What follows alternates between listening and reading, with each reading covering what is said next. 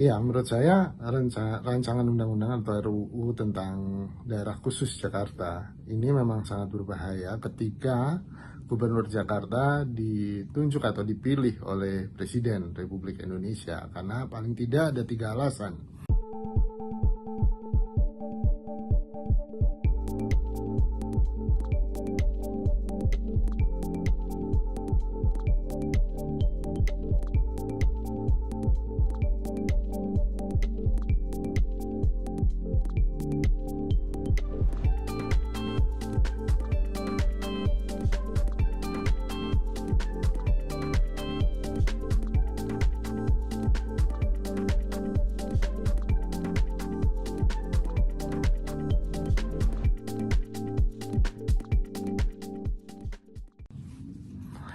Iya, menurut saya rancangan undang-undang atau RUU tentang daerah khusus Jakarta ini memang sangat berbahaya ketika Gubernur Jakarta ditunjuk atau dipilih oleh Presiden Republik Indonesia, karena paling tidak ada 3 alasan.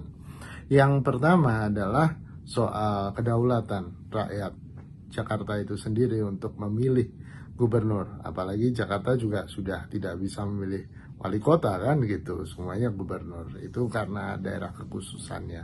Jadi paling tidak hak rakyat tidak boleh dikebiri di Jakarta.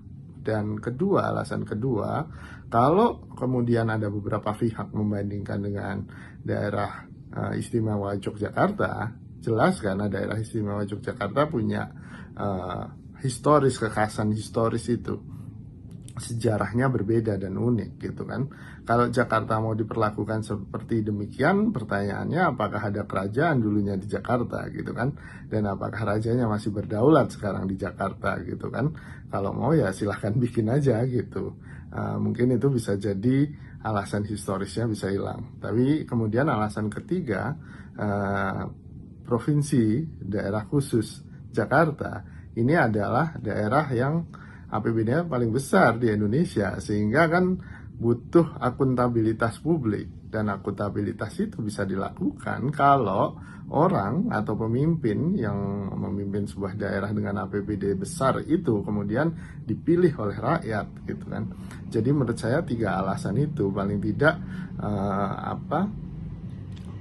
membuat saya berpikir bahwa ya harusnya Jakarta memang dipilih, pemimpin Jakarta harusnya dipilih secara demokratis gitu kan.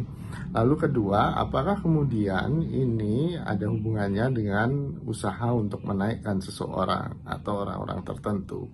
Ya mungkin Pak Jokowi berkaca dari keberhasilan beliau bahwa dari Gubernur DKI Jakarta itu bantu loncatan untuk menjadi presiden, untuk menjadi RI 1 gitu kan.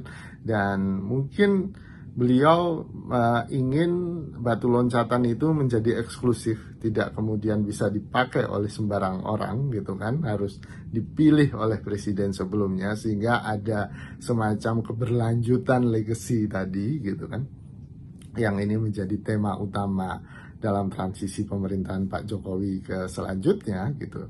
Lalu kemudian juga bisa dipandang usaha untuk kemudian memotong anak tangga gitu kan. Seperti halnya di Orde Baru, kepemimpinan nasional itu menjadi sulit untuk digapai karena anak tangganya dipotong. Usaha untuk menjadi lompatan karir dari bupati kemudian jadi gubernur kemudian jadi presiden.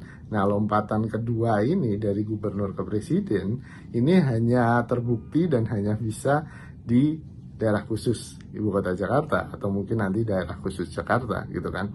Ketika ini dipotong ya otomatis akan susah tuh transisi kepemimpinan, dan akan susah untuk kemudian melakukan kaderisasi kepemimpinan yang kita harapkan terjadi dalam negara yang demokratis.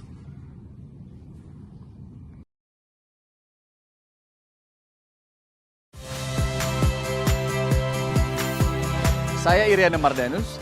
Saksikan program-program Kompas TV melalui siaran digital, pay TV, atau media streaming lainnya. Kompas TV, independen, terpercaya.